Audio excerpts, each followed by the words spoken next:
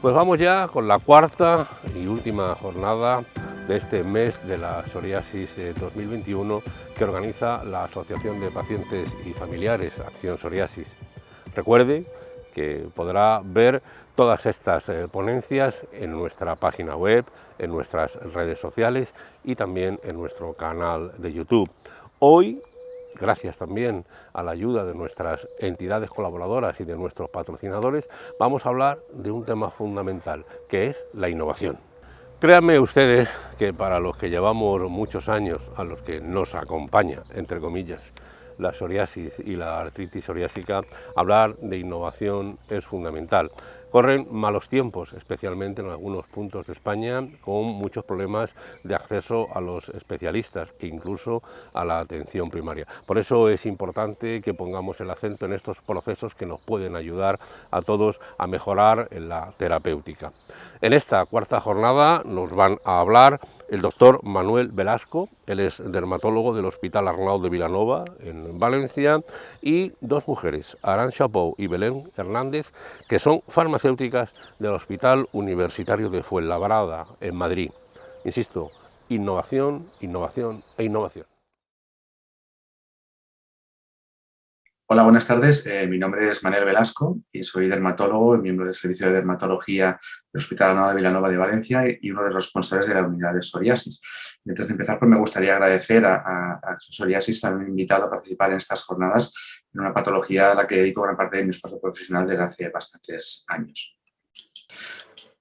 Y además el tema al que me habéis pedido que colabores, hablar de innovación en psoriasis, desde luego es un tema es muy motivador porque desde luego lo que ha habido durante los últimos años en psoriasis es muchísima innovación a muchos niveles, como veremos a continuación. Y antes de empezar, sí que me gustaría agradecer y dedicar esta charla a mis pacientes. Si hay una frase que para mí resume cómo se puede llegar a sentir un paciente con psoriasis, es esta frase de John Updike, que es un escritor americano que padeció psoriasis durante muchos años de su vida y que hablaba de esto, ¿no? de que se definía él mismo como un ser lleno de escamas brillantes, donde quiera que apoye mi carne se forman charcos de copos plateados, sentimos deseos sexuales pero resultamos repulsivos para el amor, tenemos la vista aguda pero odiamos mirarnos a nosotros mismos y el nombre de esta enfermedad desde el punto de vista espiritual es humillación. Esto suena terrible y yo creo que hoy en día tenemos armas para que esto no le pase a ningún paciente con psoriasis. ¿De qué vamos a hablar? Pues vamos a hablar, evidentemente, de innovación en el tratamiento, la revolución que ha habido en los últimos años con respecto al tratamiento de la psoriasis y lo que está por venir. También relacionado con esto, toda la innovación que ha habido en el conocimiento que tenemos sobre la enfermedad, sobre la psoriasis en la actualidad. Y por último, hablar un poco de algo en lo que queda mucho por hacer, y es innovación en el papel que debe tener el paciente, o que creo yo que debe tener el paciente en el tratamiento de la psoriasis.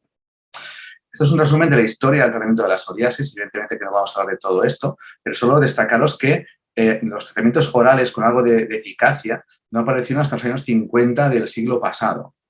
20 años después apareció la ciclosporina, que todavía estamos usando, y la fototerapia.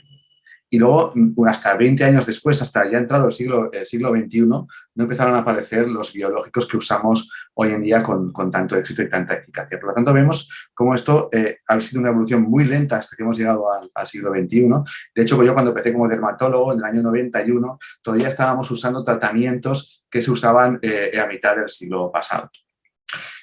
Los biológicos han revolucionado todo esto, empezaron a aparecer en el año 2004, empezamos a manejar los anti-TNF, el TNF, Pembrolizumab, Adalimumab.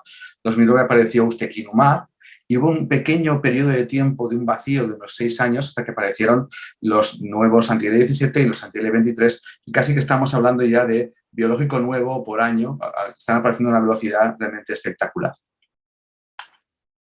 Y los objetivos terapéuticos también han evolucionado. Antes nos contentábamos con mejorar al paciente un 50%, un 75% con los primeros biológicos, pero ya estamos hablando de mejorar un 90% y un 100% al paciente.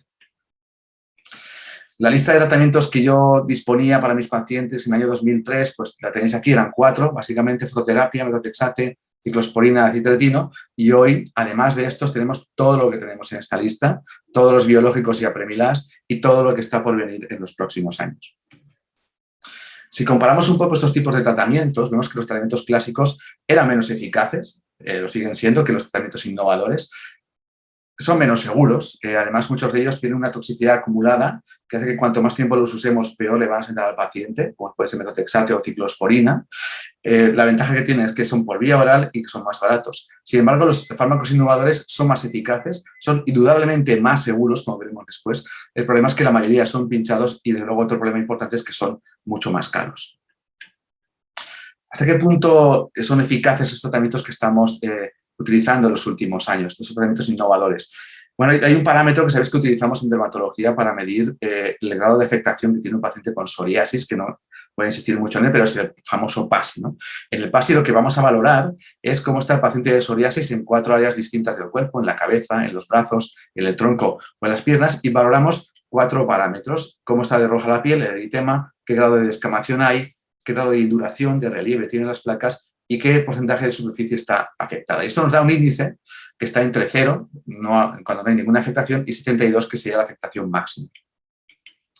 Esto es un ejemplo de cómo hablamos de eritema. Este eritema sería un grado 2.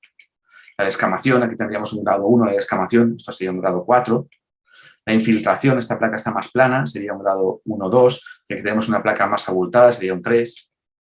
Y la superficie corporal, aquí tendríamos un 1, en que apenas hay lesiones, un 2-3 con más lesiones, o un 4-5 con mucha más extensión de las mismas. ¿Esto para qué nos vale?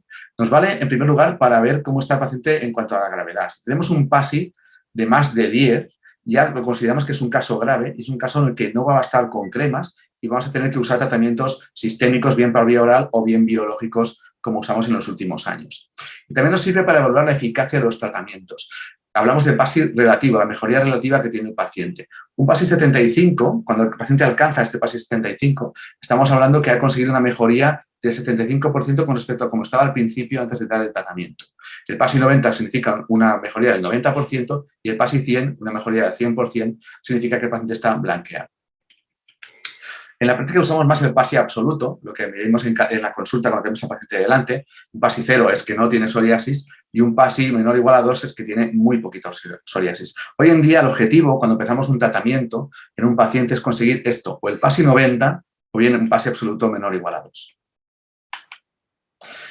¿Hasta qué punto los tratamientos innovadores, los biológicos que hemos estado usando en los últimos años, consiguen estos objetivos? Bien, haciendo un poco la media, aunque cada fármaco puede tener una eficacia un poco diferente, si hablamos de los anti-TNF, los primeros biológicos que usamos, este porcentaje de PASI 90 o PASI menor o igual a 2 lo conseguimos en un 30-40% de los pacientes. Con ustekinumab, que es un fármaco con un mecanismo de acción único, sube un poco este porcentaje, el 40-50%. Con los anti-IL-17 que estamos usando del año 2015, esto sube de forma interesante hasta 70-75%, y con los anti-IL-23 estamos en porcentajes similares. O sea que estamos hablando ya de porcentajes muy altos de consecución de este objetivo de tener al paciente casi sin lesiones. Pero bueno, luego está la seguridad, que por supuesto es muy importante. Si comparamos los efectos secundarios de los clásicos fármacos para la psoriasis de los innovadores, pues tampoco hay color, ¿no? Es verdad que los dos pueden aumentar el número de infecciones, pero mucho menos los biológicos comparados con algunos fármacos clásicos como ciclosporina.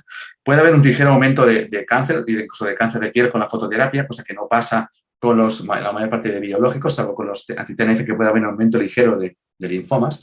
Además, los tratamientos clásicos tienen algunos de ellos tienen toxicidad renal o hepática acumulativa, cosa que no pasa con los fármacos biológicos.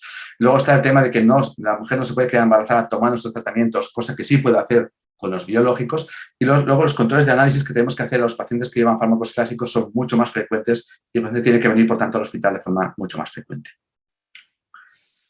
¿Quiere decir esto que nos vamos a olvidar de la vía oral ya, que va a ser todo biológico pinchado? Pues la verdad es que no. De hecho, en el último congreso americano se ha presentado un nuevo fármaco, que es el deucravacitinib, que es un fármaco que se usa por vía oral y que tiene ensayos clínicos comparados con apremilast, otro fármaco que usábamos por vía oral, y resulta que es el doble de eficaz. O sea que hay esperanzas para que podamos disponer en los próximos años de un tratamiento por vía oral efectivo. Y todo lo que nos ha pasado en los últimos años con la aparición de la COVID y con lo que estamos ahora viviendo en la campaña de vacunación, ¿qué pasa con los pacientes con psoriasis? La verdad es que cuando empezaron a aparecer casos de una enfermedad vírica, los primeros que nos inquietamos fuimos los dermatólogos. Estamos dando a los pacientes fármacos que en teoría son inmunosupresores, aunque yo creo que esto había que matizarlo mucho. Desde un principio empezaron a aparecer revisiones que nos catalogaban los tratamientos según qué tipo de tratamiento llevaba el paciente en cuanto a riesgo de infección. Y vemos como la mayoría de los biológicos, incluso metotrexate, están en verde, o sea, el riesgo teórico era bajo y con apremilast es nulo. ¿Qué ha pasado en la práctica después de un año y pico de pandemia? Pues que ya existen ensayos clínicos que responden a esta pregunta. ¿Tienen más riesgo los pacientes de psoriasis de infectarse de COVID-19?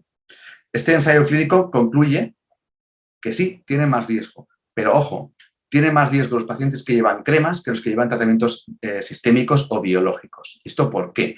Pues bueno, pueden ser por varios motivos. Uno de ellos puede ser que el paciente que lleva un biológico se protege más porque tiene un poco más de miedo de contagiarse, aunque no es por esto. De hecho, hay pacientes que llevan tratamientos como metotrexate, apremilast o los biológicos que se infectan menos que los que llevan cremas. Incluso parece que el riesgo realmente está más relacionado con comorbilidades como es la obesidad, que muchos pacientes con psoriasis tienen una obesidad añadida y esto sí que puede provocar un aumento de riesgo de infectarse por la COVID. Incluso tenemos registros de casos como este a nivel europeo, en el que también hemos participado para aportar nuestros casos, en los que se recogían pacientes con psoriasis que habían pasado la COVID y decíamos qué tratamientos llevaban y cómo les había ido con la COVID, cómo habían evolucionado con la infección.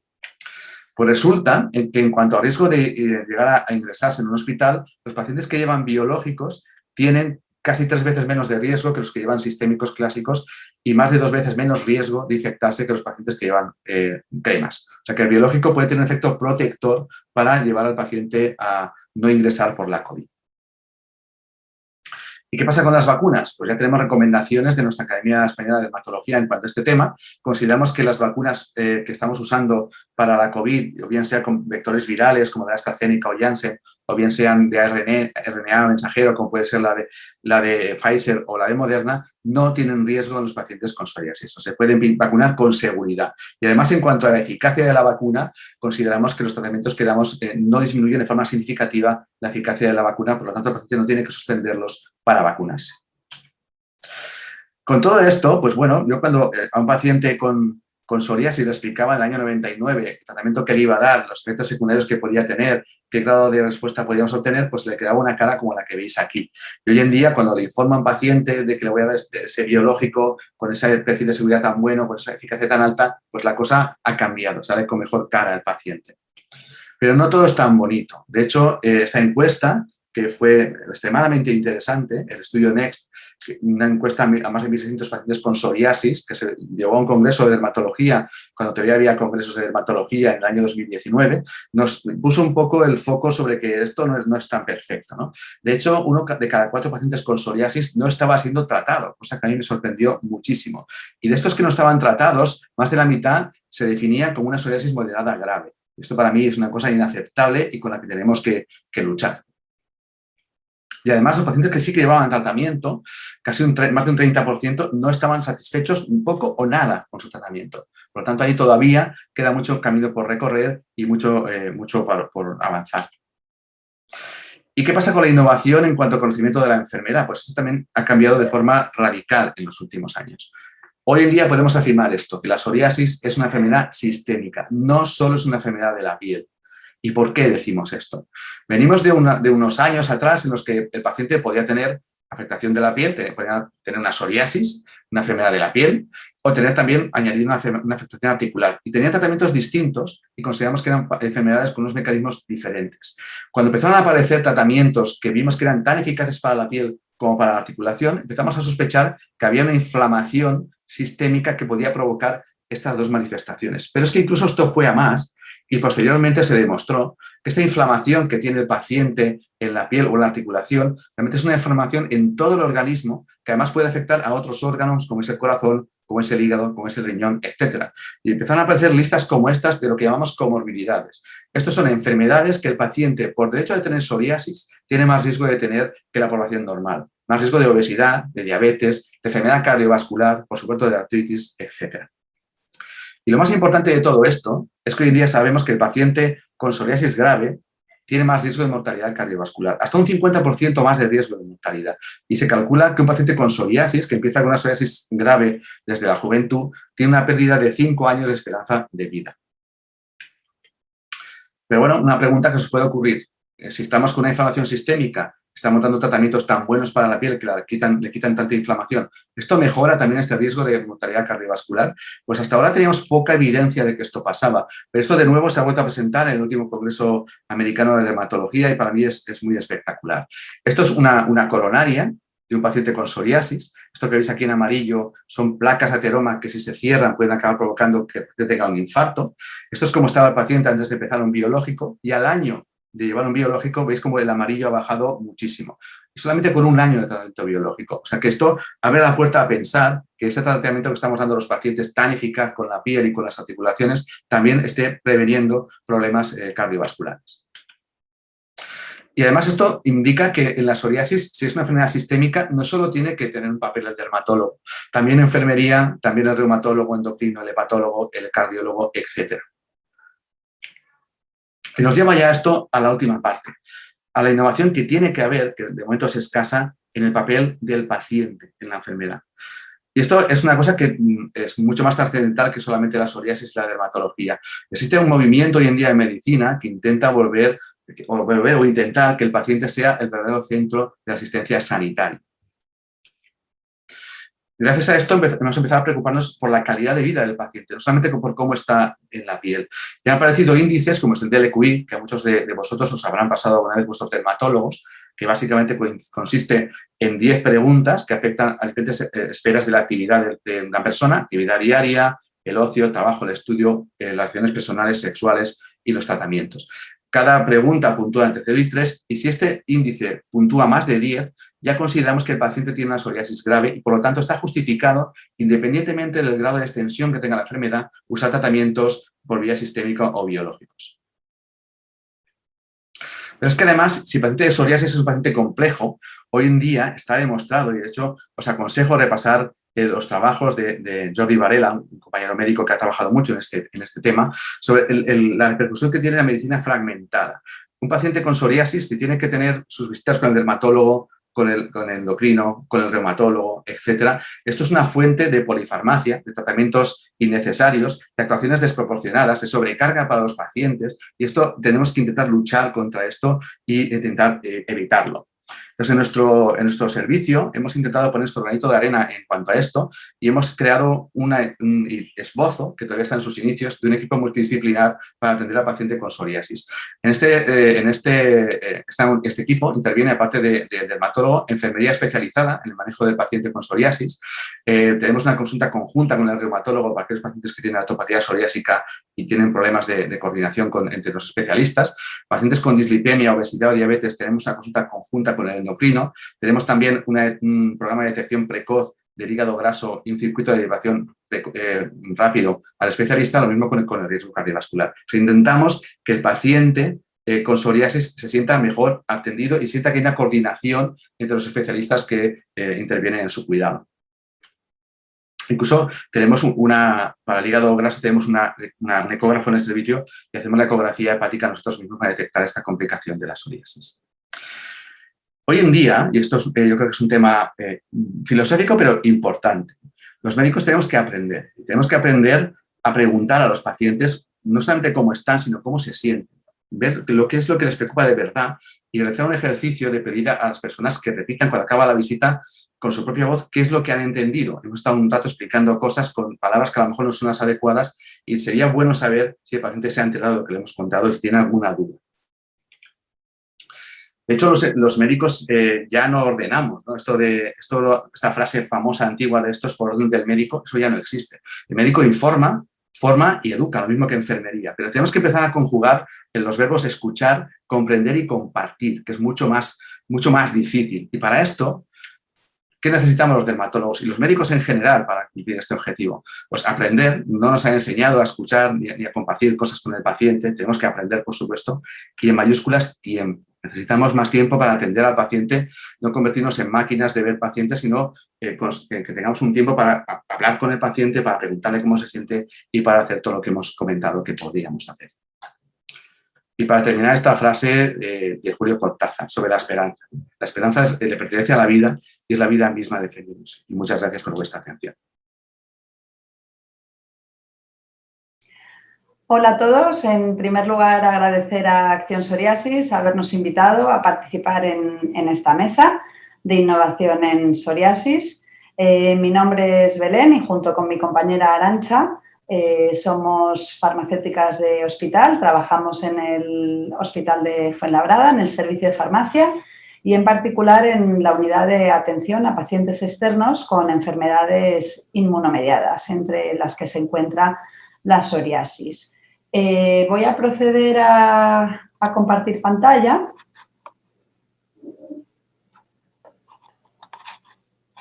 Aquí.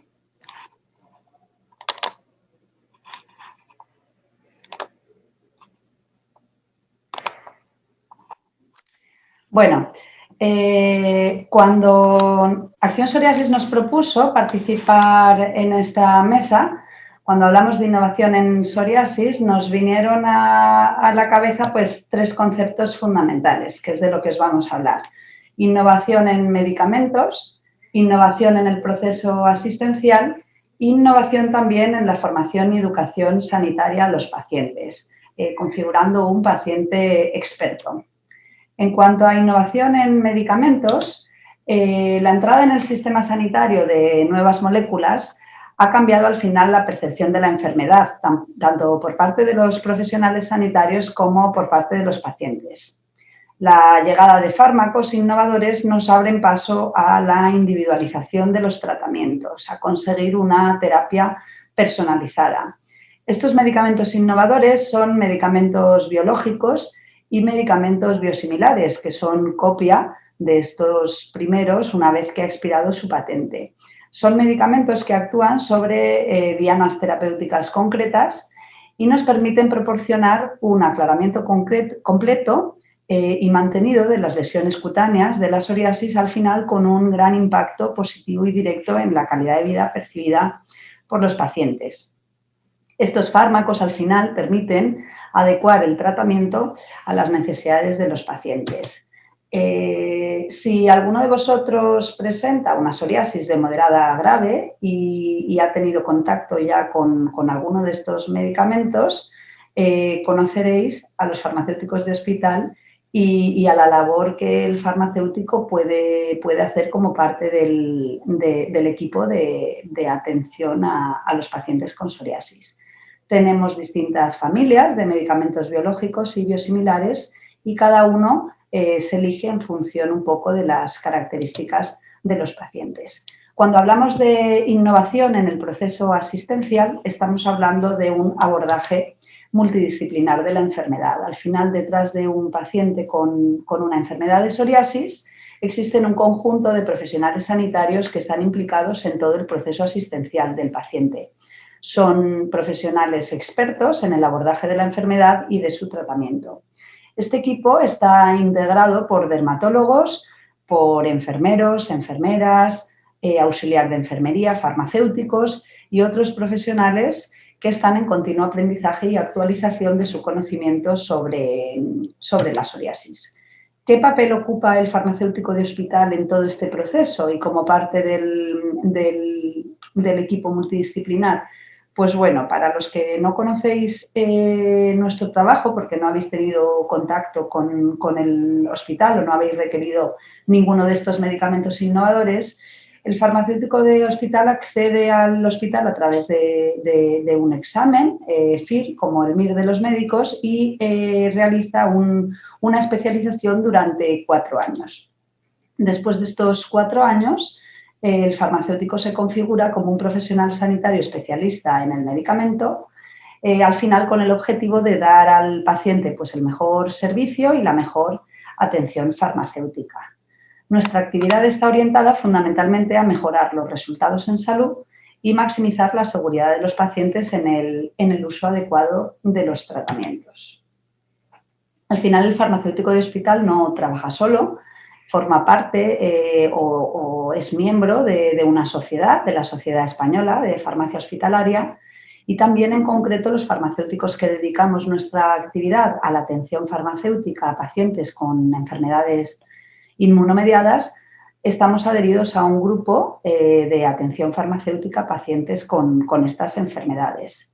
Desde la sociedad y de este grupo Se promueven cursos de formación continuada, hacemos máster de posgrado de experto en psoriasis y luego también participamos pues, en distintos congresos, simposios, jornadas junto con pacientes y también en la edición y publicación pues, de documentos que ayudan a nuestra práctica farmacéutica diaria, como guía de práctica farmacéutica en psoriasis, guía de utilización de medicamentos en otros problemas de salud, en el embarazo, etcétera.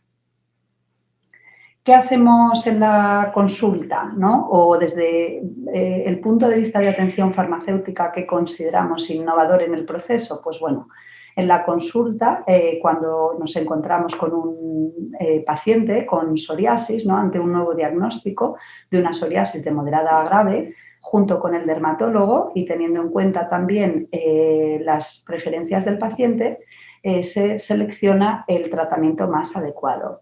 Al final, en el concepto de innovación, vamos hacia tratamientos personalizados, tratamientos individualizados y para eso tenemos en cuenta criterios clínicos y preferencias del paciente. Dentro de los criterios clínicos tenemos en cuenta, bueno, pues características individuales del paciente, tenemos en cuenta la edad, comorbilidades o otros problemas de salud, si el paciente tiene diabetes, si tiene hipertensión, problema cardiovascular, obesidad, estado de embarazo, polimedicación, si el paciente está tomando 6 o más tratamientos para otras enfermedades y también características de la enfermedad, pues la gravedad, afectación y localización de las lesiones cutáneas de psoriasis y si el paciente ha recibido tratamientos previos. Todo esto para diseñar al final un tratamiento a medida, un tratamiento que se adecue a las necesidades de los pacientes. Una vez que el paciente inicia el tratamiento, realizamos la consulta de seguimiento. Entonces, durante todo el transcurso de la enfermedad y del tratamiento, se hace un seguimiento de la eficacia del tratamiento, de la seguridad, de la calidad de vida percibida por el paciente a través de cuestionarios como el del EQI y también se tiene en cuenta o se evalúa la satisfacción del paciente con el tratamiento y con el servicio prestado. Al final, lo importante es medir todos estos parámetros en forma de resultados en salud. Todo esto se hace a través, o toda esta consulta se hace a través de una herramienta que es la entrevista clínica y siempre dentro del contexto de humanización. Sí que dentro del proceso asistencial también hemos visto innovación en este aspecto. Ahora ya la entrevista clínica y la atención farmacéutica no solo se hace en el momento de consulta presencial, cuando el paciente accede al hospital, sino que se acerca a la farmacia al paciente utilizando pues, bueno, una serie de herramientas y estrategias que más adelante os comentará mi compañera Arantxa. Y luego también participamos dentro de la consulta en actividades de información y educación sanitaria para alcanzar o para llegar al concepto de paciente externo, que es otro aspecto innovador en la atención al paciente. El paciente ya participa en la decisión de inicio de los tratamientos, también participa en la continuación de los mismos e incluso el paciente, junto con el dermatólogo, participa en la suspensión o en la decisión de interrupción de los tratamientos. Para esto el paciente tiene que ser un paciente experto y haber recibido información y educación al respecto. Al final, el foco está en el paciente. Como hemos dicho, para llegar a este paciente experto ha cambiado el modelo de asistencia sanitaria. Pasamos de un modelo pues, más conservador, ¿no? De medicina tradicional en la que el paciente pues, bueno, estaba a expensas de las decisiones clínicas que se tomaba por parte del especialista, del profesional sanitario, a un modelo más innovador en el que el paciente forma parte de este equipo multidisciplinar. El paciente participa en la toma de decisiones sobre su tratamiento y sobre su enfermedad. Entonces, bueno, va a continuar mi compañera Arantxa con la jornada y con otros aspectos interesantes a destacar. Como me comentaba mi compañera Belén, respecto a esta nueva visión del paciente experto, del paciente empoderado, del paciente participativo, queríamos daros a conocer una magnífica iniciativa que tuvo lugar aquí en el hospital, que fue la organización de un encuentro de pacientes y familiares de pacientes con psoriasis para manifestar todas sus inquietudes acerca de la enfermedad, del tratamiento y la calidad que percibían en el hospital. Algunos de los objetivos de este focus group fueron conocer la percepción de los pacientes sobre la calidad de la atención recibida, identificar posibles mejoras en el flujo de la atención al paciente antes, durante y después de su visita a la farmacia hospitalaria y valorar las propuestas susceptibles de ser implantadas. Los pacientes manifestaban todas sus inquietudes acerca del tratamiento, de la enfermedad, y en este encuentro de pacientes pues, surgieron algunos comentarios. Muchos de ellos a lo mejor os sentís alguno de vosotros identificados. Respecto al desconocimiento de la enfermedad, pues un paciente que no recogía el tratamiento aquí de uso hospitalario, pues comentó que lo que yo sé es porque yo lo pregunto o que la información que yo tengo es porque yo la he buscado. Otra paciente manifestó que en 40 años era la primera vez que estaba hablando de su enfermedad.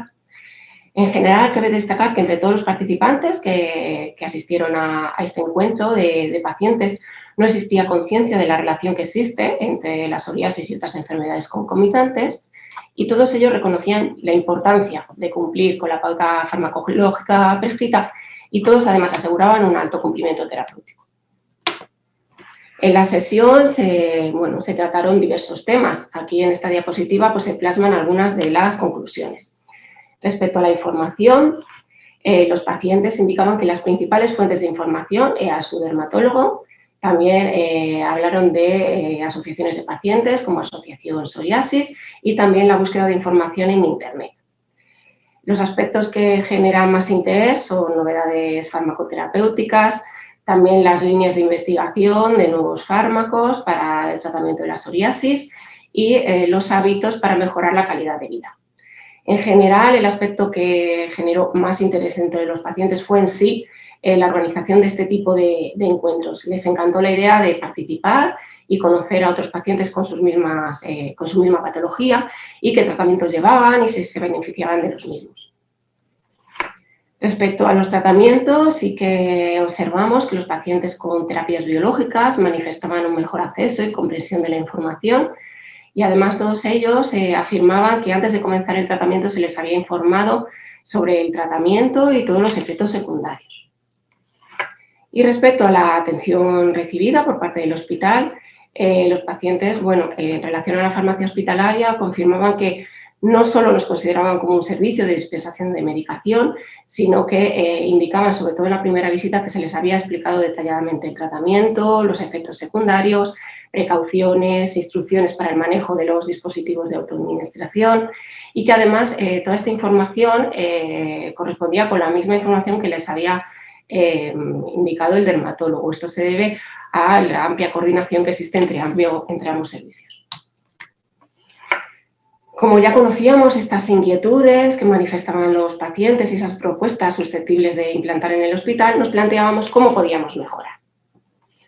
Creemos que podemos mejorar proporcionando más información. Somos conocedores de la amplia información que existe en Internet, también cómo se comparten consejos y a veces falsos mitos acerca de la enfermedad a través de Internet, de buscadores y de redes sociales. Y creemos que nuestra principal función o una de nuestras principales funciones es contrastar toda esa información, todas las dudas que pueden tener los pacientes y sobre todo proporcionar consejos desde el punto de vista farmacéutico para asegurar esta calidad y seguridad de la farmacoterapia. También podemos aportar material didáctico, material y hojas de información dirigidas a pacientes que estén publicadas por sociedades científicas como nuestra Sociedad Española de Farmacia Hospitalaria o publicaciones de grupos de trabajo que enfocan su labor en las enfermedades de este grupo de enfermedades que son enfermedades inmunomediadas como la psoriasis. También podemos aconsejar algunas aplicaciones móviles que sean útiles para los pacientes, como por ejemplo estas para promocionar la adherencia y para mejorar el cumplimiento terapéutico. Otra innovación desde el punto de vista de la atención farmacéutica es la telefarmacia. En primer lugar, definir qué es la telefarmacia. Pues la telefarmacia es la atención farmacéutica que no requiere la asistencia física o la presencia física del paciente en el hospital. Es una atención farmacéutica a través del uso de tecnologías de la información y comunicación, como pueden ser el uso de teléfonos móviles, tablets u ordenadores.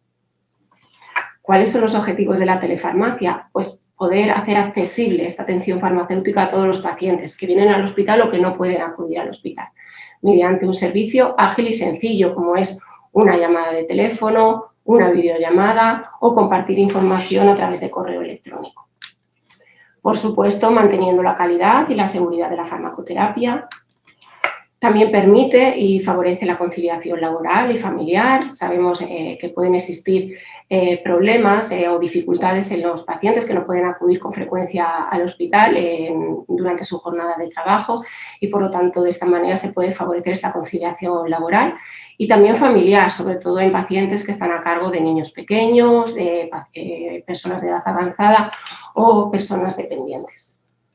Por supuesto, mantenemos la privacidad y la confidencialidad de toda la información que nos aportan los pacientes. También manteniendo la satisfacción, ya sea una atención farmacéutica presencial aquí en el hospital, como esta atención farmacéutica a través del uso de estas tecnologías. Y, por supuesto, también podemos minimizar costes y desplazamientos al hospital, sobre todo en pacientes que residen a una distancia geográfica mayor del hospital y que tienen que realizar un desplazamiento mayor que también va relacionado con un coste. Además de la telefarmacia, desde hace un año, todos los servicios de farmacia de todos los hospitales, tanto de la península como de las islas, hemos tenido que adaptarnos para acercar el tratamiento al paciente y la dispensación de la medicación de uso hospitalario al domicilio. Nosotros desde el hospital difundimos un pequeño vídeo para dar a conocer este servicio a nuestros pacientes que recogían tratamiento en el hospital, para darles a conocer este servicio que, como ya os decía, comenzó hace un año, al inicio de la pandemia, que se mantiene en este momento y que nuestro objetivo es que continúe en el futuro. Además, no solamente es un servicio de dispensación de tratamiento a domicilio, sino que hay siempre un farmacéutico detrás para gestionar el envío, también para realizar un seguimiento del tratamiento del paciente y, por supuesto, responder a todas las dudas que puedan surgir, ya que, desde la farmacia del hospital lo que queremos es cuidar y proteger al paciente. Sin más, queremos daros gracias por vuestra atención, esperamos que haya sido de vuestro interés, que hayáis podido conocer un poquito más nuestra labor como farmacéuticas de hospital y os dejamos nuestro contacto por si queréis hacernos algún comentario. Muchas gracias. Pues hasta aquí esta cuarta y última ponencia de las jornadas Psoriasis 21 organizadas por Acción Psoriasis, la Asociación de Pacientes y Familiares. Recuerden que todo este trabajo lo pueden ver cuantas veces quieran a partir de nuestras redes sociales, a partir de nuestro canal de YouTube o en nuestra propia página web. Gracias por habernos seguido, gracias también a las entidades colaboradoras y a nuestros patrocinadores. Es importante que estemos juntos como pacientes, es importante que abordemos con claridad la terapéutica del futuro y la innovación en artritis psoriásica y en psoriasis.